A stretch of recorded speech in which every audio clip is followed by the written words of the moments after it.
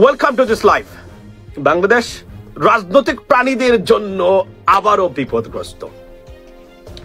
আমি ওনাদেরকে রাজনৈতিক প্রাণী এজন্যই বলি, আমি এদেরকে রাজনৈতিক মানুষ বা নেতৃত্ব বলতে আমার সংকোচ বা দ্বিধা কাজ করে। ওয়াই? বিকজ রাজনৈতিক মানে নেতৃবৃন্দ এবং লিডারশিপ এবং পলিটিক্যাল লিডারশিপের ভিতরে যে ধরনের ক্যারেক্টারিস্টিক্স থাকে তার ধারে কাছে নেই বাংলাদেশের রাজনৈতিক প্রাণী বা অ্যানিমেলসদের ভিতরে। এটা অবৈধ অসাংবিধানিক সুদখোর একটি সরকার, আপনার নির্বাচিত সরকার মাননীয় প্রধানমন্ত্রী শেখ হাসিনাকে হটিয়ে সরকার গঠন করেছে। আপনারা লক্ষ্য করেছেন বাংলাদেশে হাজার হাজার মানুষকে তারা গুম করেছে, হত্যা করেছে, পুলিশকে, সাংবাদিককে, ছাত্রকে, এমনকি আপনার একটা মব জাস্টিস বাংলাদেশে এই ইউনূস সরকারের নেতৃত্বে, আজকে যুক্তরাজ্য আওয়ামী লীগের নেতৃত্বে আমরা এসেছি প্রতিবাদ করার জন্য। আমরা চাই বাংলাদেশে একটা অবাধ, সুষ্ঠু, নিরপেক্ষ, অংশগ্রহণমূলক নির্বাচন আপনার জাতিসংঘের নেতৃত্বে আপনার হোক, এটাই চাই। ইতিমধ্যে আপনারা দেখেছেন আপনার 90,000 কোটি টাকা পাচার করেছে এই সরকার। ক্ষমতায় থাকলে দেশের অর্থনীতি ধ্বংস হয়ে গিয়েছে। আগামী দিনে এই দেশকে তারা আফগানিস্তানে রূপান্তরিত করবে জামাত শিবির এবং বিএনপির সহযোগিতায়। আসুন সকলে ঐক্যবদ্ধভাবে এই সরকারের বিরুদ্ধে আমরা প্রতিবাদ করি। জাতিসংঘ সহ আশ্রয় নিয়েছে। যদি কয়েকজনের নাম মেনশন করি, সাবেক মেয়র খালাফাটা আনোয়ারুজ্জামান, বিধান সাহা, রঞ্জিত, এরকম কিছু আশ্রয় নিয়েছে। আমরা মনে করি যুক্তরাজ্যের মতো একটা পরিষ্কার দেশে এরকম এদেরকে আশ্রয় দেওয়ার কোন সুযোগ নাই। এদেরকে অবিলম্বে দেশে ফেরত পাঠাতে হবে। এই যে খালাফাটা মাগুর আনোয়ারুজ্জামান, একে দেশে পাঠানোর অতি দ্রুত ব্যবস্থা করতে হবে এবং সেকে মানবতা বিরোধী এবং দেশের আইন লঙ্ঘন করার অপরাধে একে ফাঁসিতে ঝুলাতে হবে। আমরা মনে করি এর একমাত্রই সমাধান হচ্ছে বিএনপি যেরকম বারবার বলে একমাত্র সমাধান নির্বাচন। আমরা বলি আনোয়ারুজ্জামান এবং এই যে খালাফাটা আওয়ামী লীগের যারা আছে তাদের সমাধান হচ্ছে একমাত্র এদেরকে ফাঁসিতে ঝুলানো, এটাই হচ্ছে সমাধান। I'm sorry, not all of them.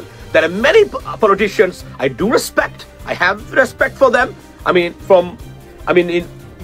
In many political parties, ladies and gentlemen, but not all of them.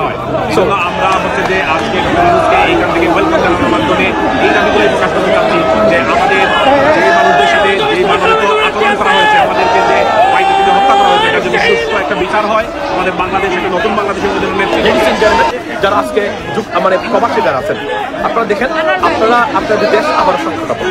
আমরা এই কথাগুলো বলছিলাম, আমরা জুলাই বিপ্লবের মাধ্যমে আমরা দেশটাকে রিগেইন বা রিকন্ট্রোল নিয়েছিলেন বাংলাদেশের মানুষ। বাট বিকজ অফ এই যে রাজনৈতিক ব্যর্থতা এবং এদের ইন্টেলেকচুয়ালিটি, ল্যাক অফ ইন্টেলেকচুয়ালিটির কারণে আজকের দেশটা আবারও বিপদগ্রস্ত এবং উনাকে শান্তিমতো কাজ করতে তারা দিচ্ছেন না। তারা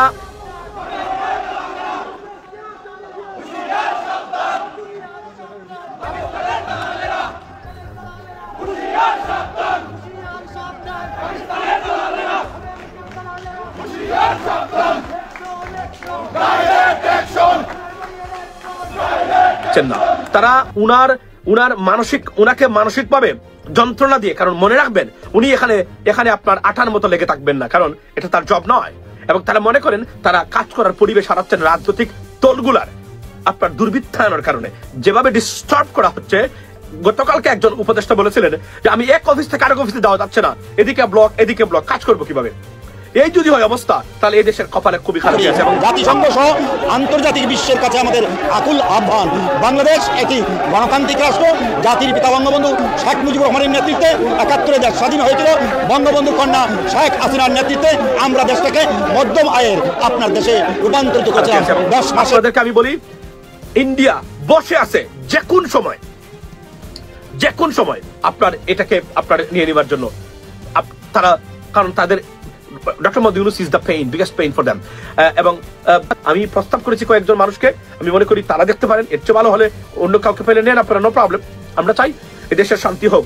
তবে একটা জিনিস আমি আপনাদেরকে বলি, যদি এই সময়ে ডক্টর মোহাম্মদ ইউনূস সরকার কি বলে এটাকে ফেল করে, আপনাদের আর কোনো আশা নেই। আর রাজনৈতিক দল ক্ষমতা এসে এই পরিবর্তন নিয়ে আসবে আপনাদের জন্য, জুডিশিয়ারি রিফর্ম করবে, এটা কখনো ভাববেন না আপনি। আমাদের দুদু ভাই, সালাউদ্দিন ভাই, এরা থাকলে এই জীবনে কোনোদিন জুডিশিয়ারি রিফর্মস এর মুখ দেখবে না, এটা আপনি নিশ্চয় থাকতে পারেন। তারা এটা দিবেন না হতে, কারণ তারা ওই লেভেলের না এখনো। তবে doctor Mosharraf Hossain sir, doctor Moin Khan sir, এরা কিন্তু ডিফারেন্ট, মনে রাখবেন। বেগম খালেদা জিয়া থাকলেও আমি আশা করতাম, কেননা মানে এরা, আর যাই হোক, দুর্বৃত্তায়নের রাজনীতিতে এরা বিশ্বাসী নয়।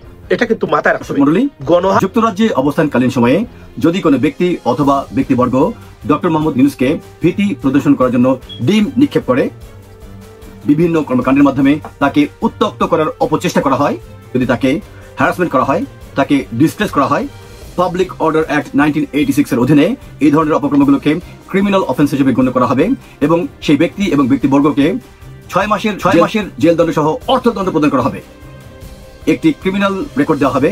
এবং যদি তারা যুক্তরাজ্যে কোনো ভিসা নিয়ে অবস্থান করেন, সেই ক্রিমিনাল রেকর্ডকে ব্যবহার করে হোম অফিস সেই ব্যক্তি অথবা ব্যক্তিবর্গের ভিসা বাতিল করে দিতে পারবে। অতএব নিজেদের ভিসা রক্ষা করার জন্য ডক্টর মোহাম্মদ ইউনূস যখন যুক্তরাজ্যে ভ্রমণ করবেন, লন্ডন ভ্রমণ করবেন, আপনারা কোনো ধরনের অপকর্মে লিপ্ত হবেন না।